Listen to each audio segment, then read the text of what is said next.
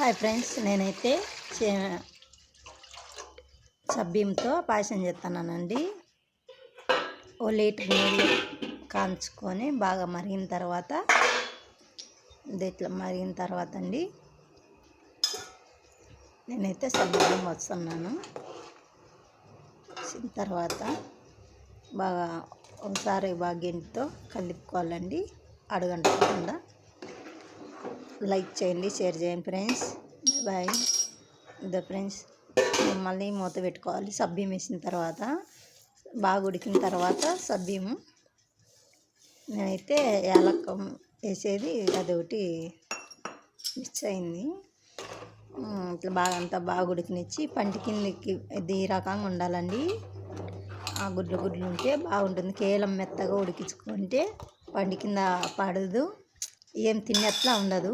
నేనైతే ఇలా ఉడికించుకుంటున్నాను ఫ్రెండ్స్. ఉడికిన తర్వాత చక్కెర వేసి ఒక పొర్లునిచ్చి మళ్ళీ ఆఫ్ చేసేదండి.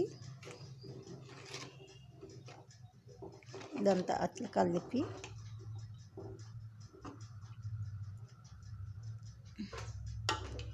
అంతే పొర్లు నీళ్ళండి. బాగా ఉడికిన తర్వాత కొద్దిగా చక్కెర వేసేసి ఇదే ఫ్రెండ్స్, అంత ఇట్లా వచ్చింది కదా. ఇప్పుడైతే బాగా ఉడికేటప్పుడు చక్కెర వేస్తున్నానండి. మీరు కానీ ఇట్లా బిర్కన తొందరగా చేసుకోండి, బాగుంటుంది. ఇలా కలుపుతుంటే అంత బాగుంటుంది. తర్వాత బాగా ఉడికిన తర్వాత నేనైతే చక్కెర వేసినానండి. మళ్ళీ పాలు పోసిన తర్వాత మళ్ళీ ఇట్లా ఒకసారి అంతా కలిపి ఆఫ్ చేసి పాలు పోసుకోవాలండి. ఆఫ్ చేసి పాలు పోసుకున్నాక మరీ గట్టిగా కాకుండా ఉంటుంది.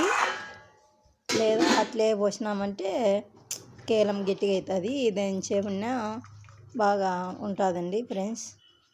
దేని అంతా ఇలా ఆఫ్ చేసినాను.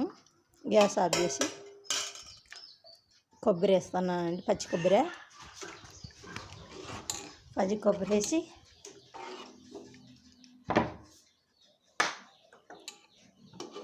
అంత పచ్చి కొబ్బరి వేసినానండి. కాసేపు ఉన్నిచ్చి ఒక 15 నిమిషాల నుంచి మూత పెడతాను. లైక్ చేయండి, షేర్ చేయండి ఫ్రెండ్స్. ఇది నేనైతే కప్పులోకి వేసుకున్నానండి.